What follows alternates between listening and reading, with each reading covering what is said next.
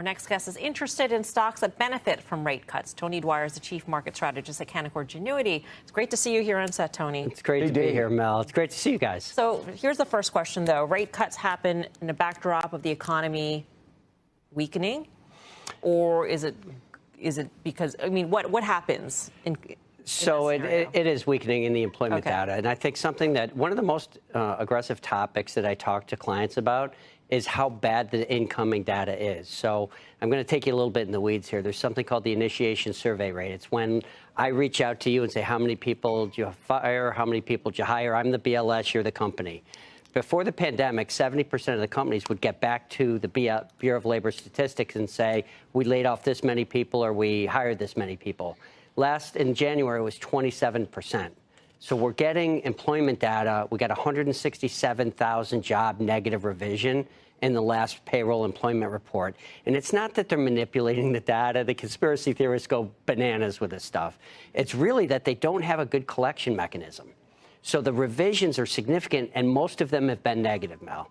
So I think that some of the Lululemon, some of the consumer hits that have happened, if you looked at Lululemon a month ago, it's up and to the right. Yeah. It's parabolic. It's like everything else.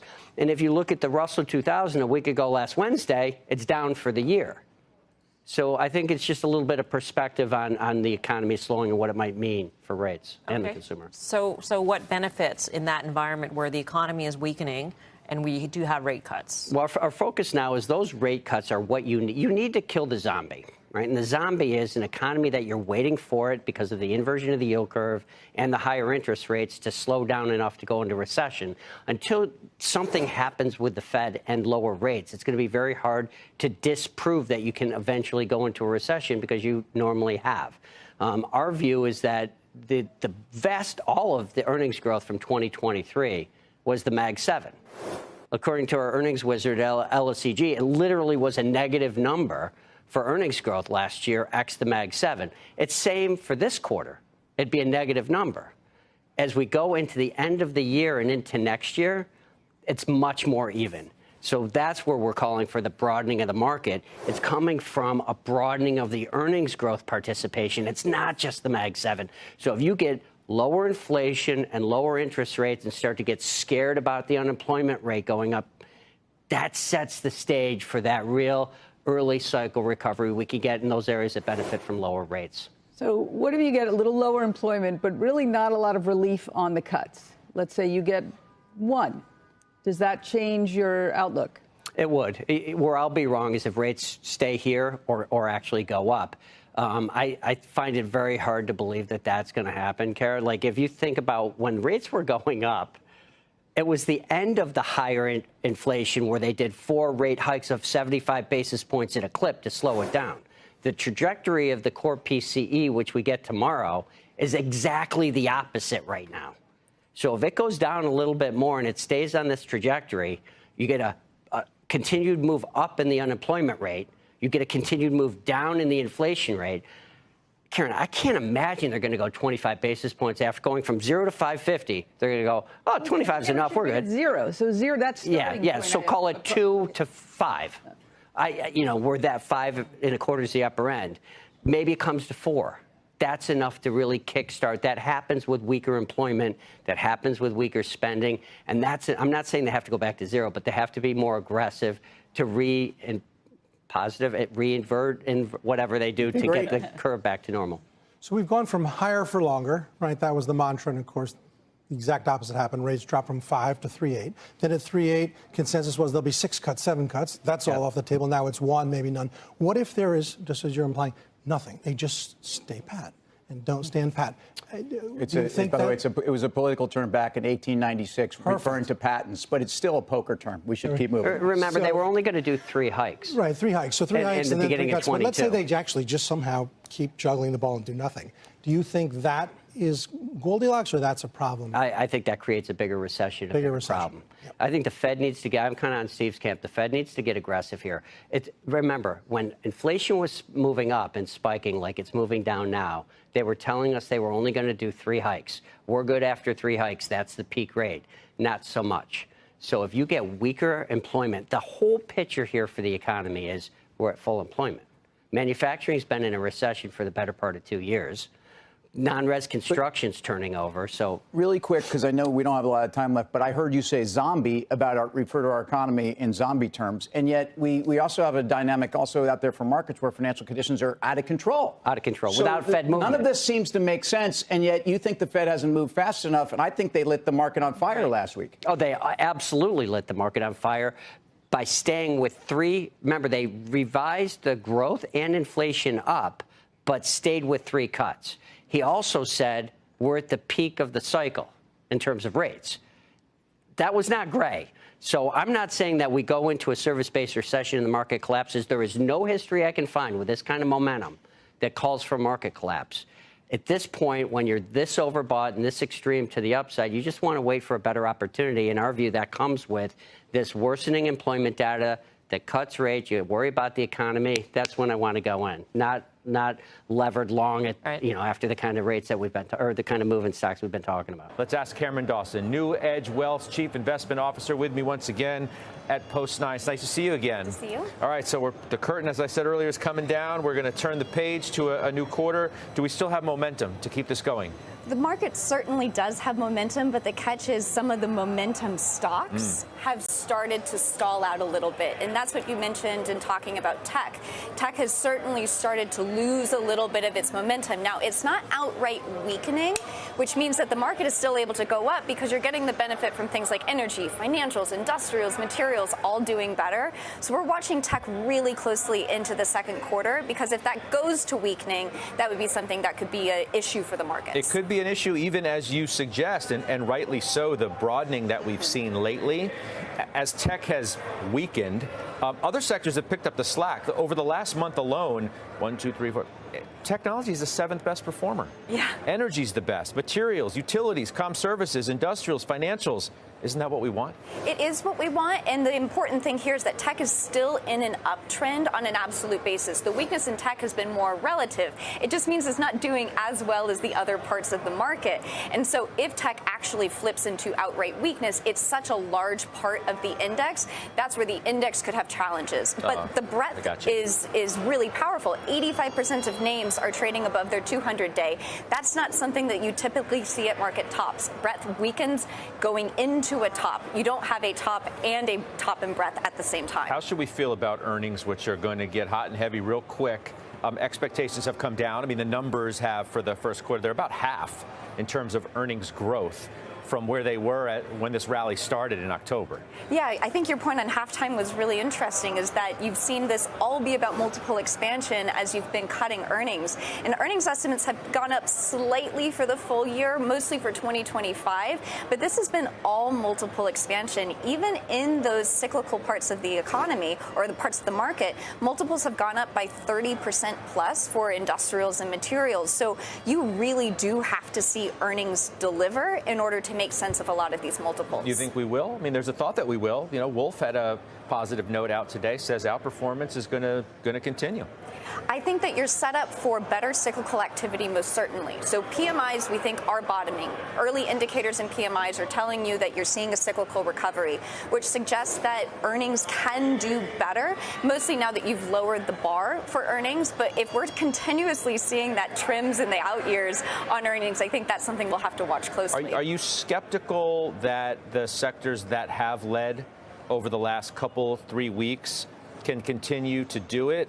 Are these like one-off anomalies, or is this the start of what you think could be a new and positive and more broadening trend? I think we have 3 to 6 months on this cyclical trade. So cyclicals typically do well as you're starting to see activity bottom.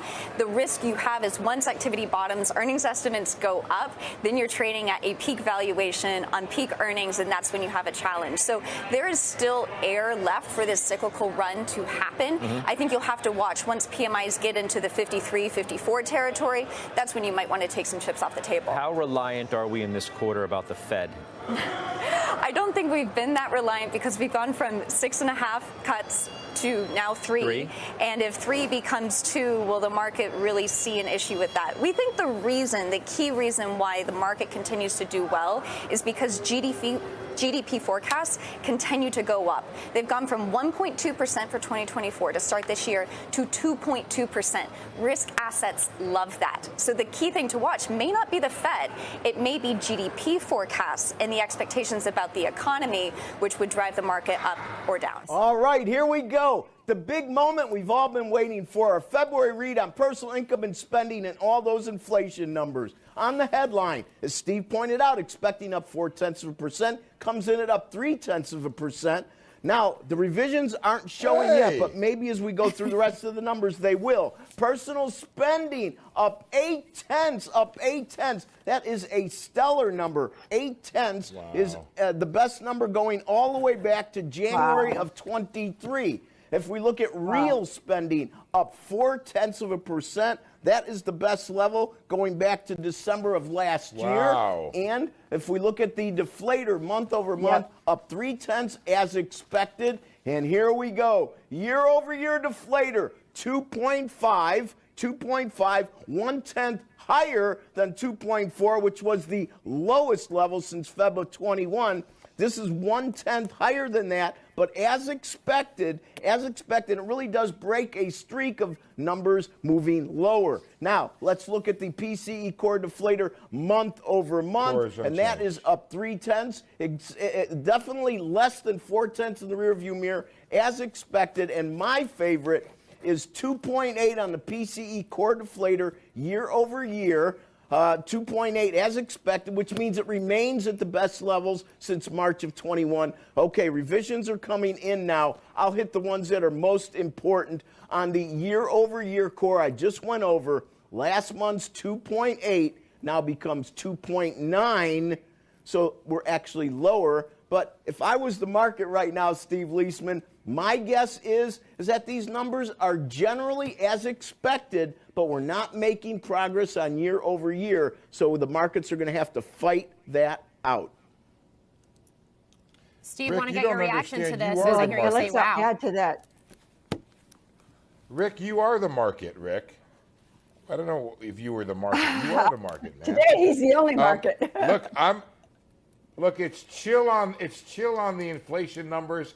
It's hot on the consumption and the spending side. As far from what I could tell, I'm just income was 0.3, but outlays was 0.8. I mean, that's blowing me away. What did you say, Rick, about real spending was up 0.4%? That's inflation adjusted. Yes, is that 0.4%. Yes, 0.4%. Diane, exactly right.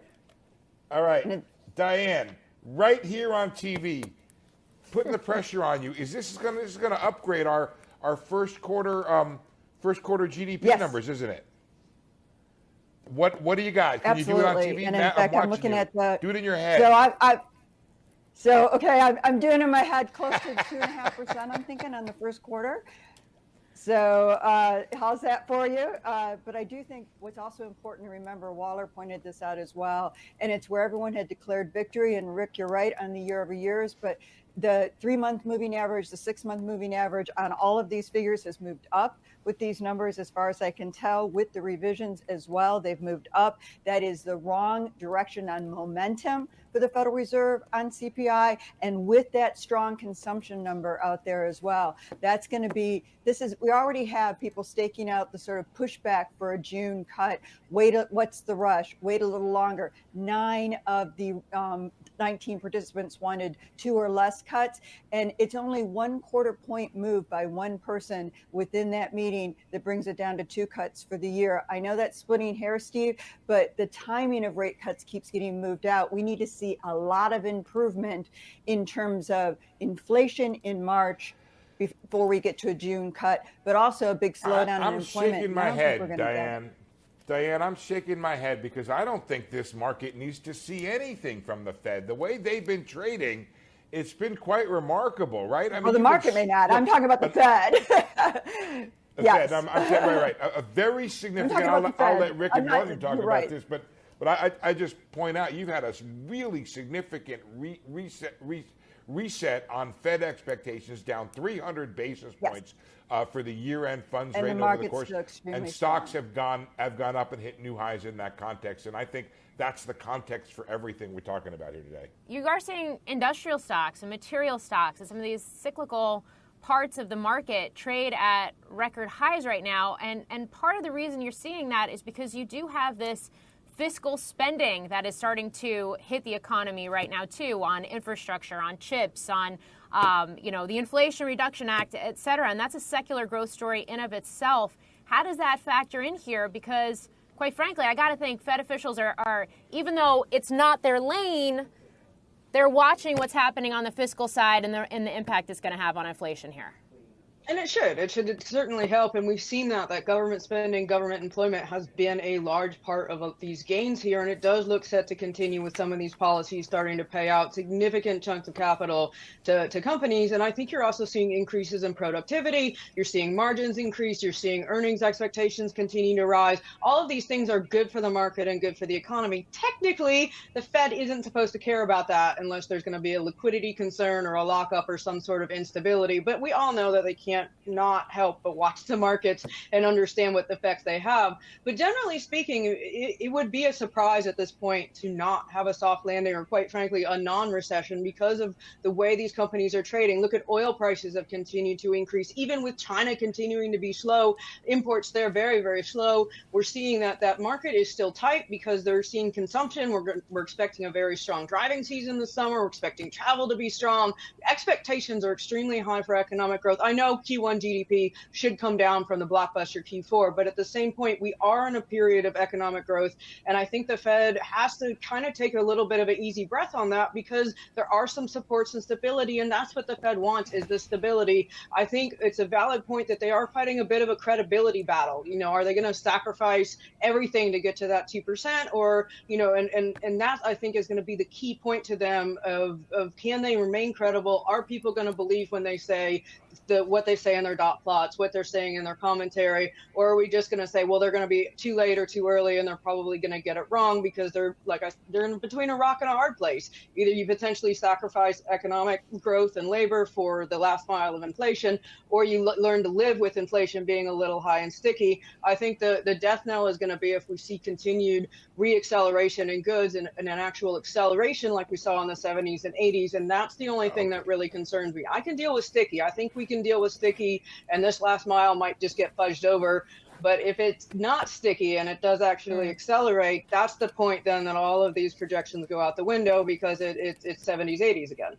Okay, so I'm just going to go around the horn here, get final thoughts from everybody. Steve, it sounded like you had a reaction there.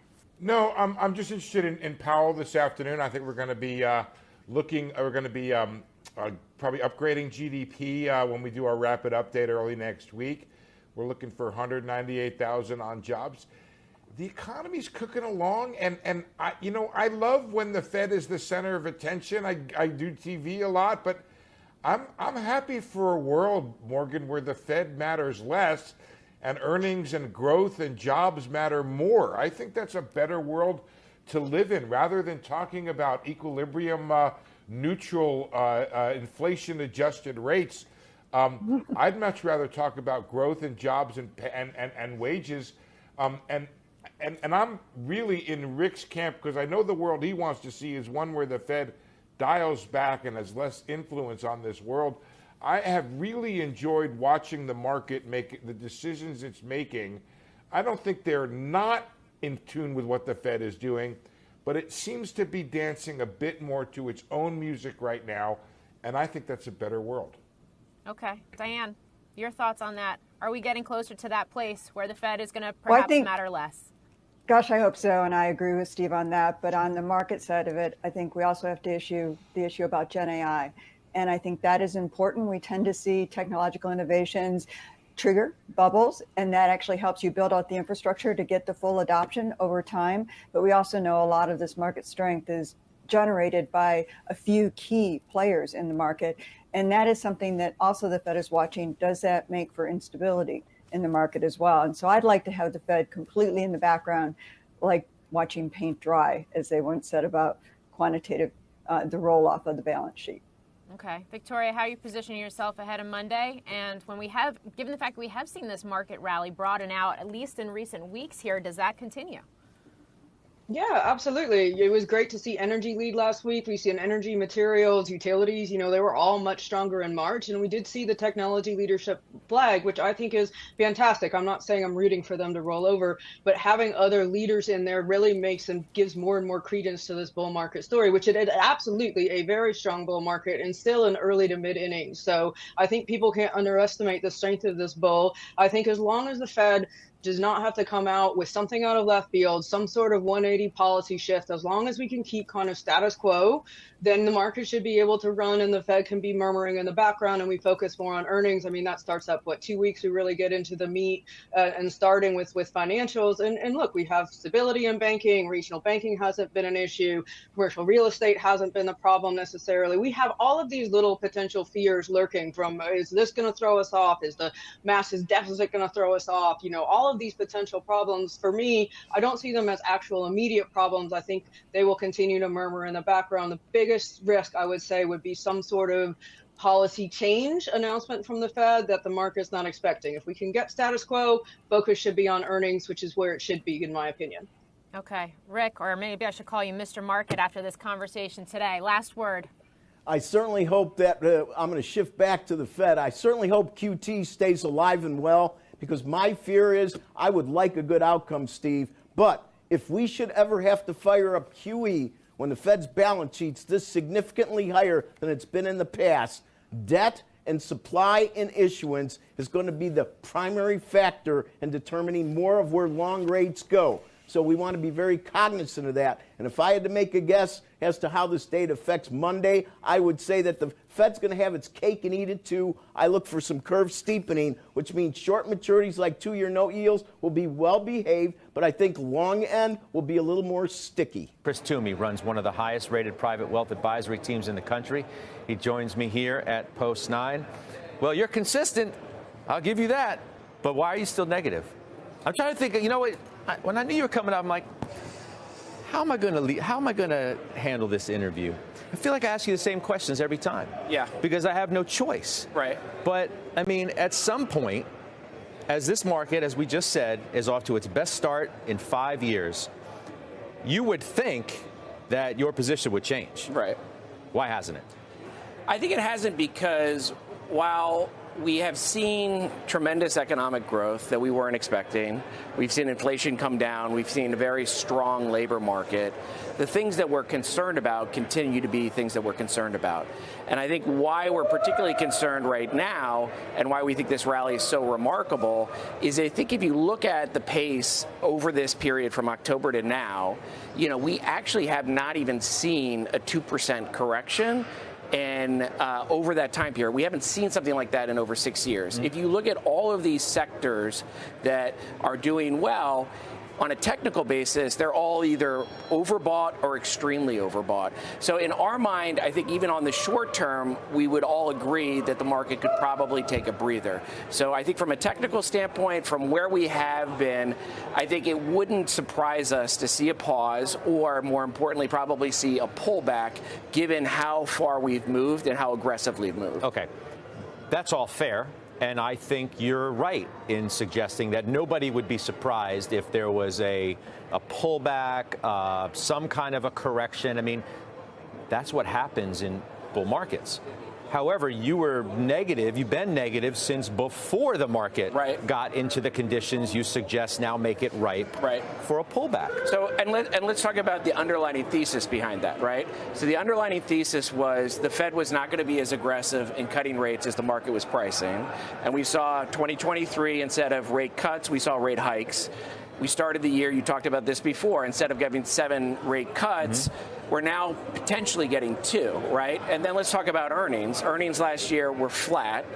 Earnings this year, even with the dovish tone and economic growth that we're talking about, are not really going all that much higher. So if you look at the performance, 90% of this performance is PE multiple expansion.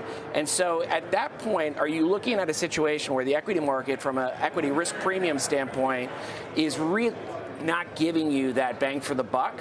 In our mind, yes, maybe you're right. This is a bull market, but as Roy Newman said, it's a bull market, my friend. I mean, the market is telling the story, not me. Right. Right. Of course. But what is driving that market, right? So even if you go deeper into earnings last year, right, you take out the market cap weighted, you look at equally weighted. Those earnings are negative. If you strip out the Mag 7, earnings are actually down 10%. And you're talking about breadth in the market for this quarter, which you're starting to see particularly in February. Mm-hmm. But if you look at the performance, the 10% performance, 30% of that is one name. Right? So you are starting to get some breadth, particularly with some of the larger names in different parts of the sectors. But the median returns are still around 2 to 3% in each of those sectors. Okay, let me take a couple points off of what you said, and we'll debate this. Earnings. So we went from an earnings recession, right? We were negative earnings for multiple quarters, and then, as you said, we got flat. But now we're going to grow again. Right. So the trajectory from earnings looks like this, right? We went from negative to flat to now we're expected, as I said, for the first quarter, some 5%. Now, it may be down from what was 10%, but it's nonetheless 5% versus negative. Right. So that's one thing. And then do you really want to be negative on the market into a global cutting cycle? Well, which is what we're going to have. We're going to have that at some point, right? But let's talk about what are the things that might affect that, right? So growth has done well, right? We saw January, February CPI and PPI numbers that ran hotter, and you can talk about owner equivalent rent and so forth. But I think some of the other things that are a concern are the fact that if you look at gasoline prices, right, which was a tailwind last year, it's up 16% this year. Food prices are up 9%. Consumer sentiment's going down. Concerns with regards to the quit rate is going down, right? Wasn't consumer sentiment good today? Yes. But, look, there's a variety of different consumer sentiment numbers. But come on, the consumer's been good. The consumer's good. The consumer's been strong, and optimism still remains. It does, but what's going on underneath the scenes, right? You're in a situation where the consumer has got over $1 trillion worth of debt that's paying 20%. Right now, non-mortgage debt is actually equivalent to mortgage debt. So you're basically paying exactly what you were paying before, and savings have come down. So the issue is, for me, is not just the fact that the rates have to come down. If rates stay higher for longer, that's going to be a really problem for a variety of different areas of the economy, and it's not being priced in right now.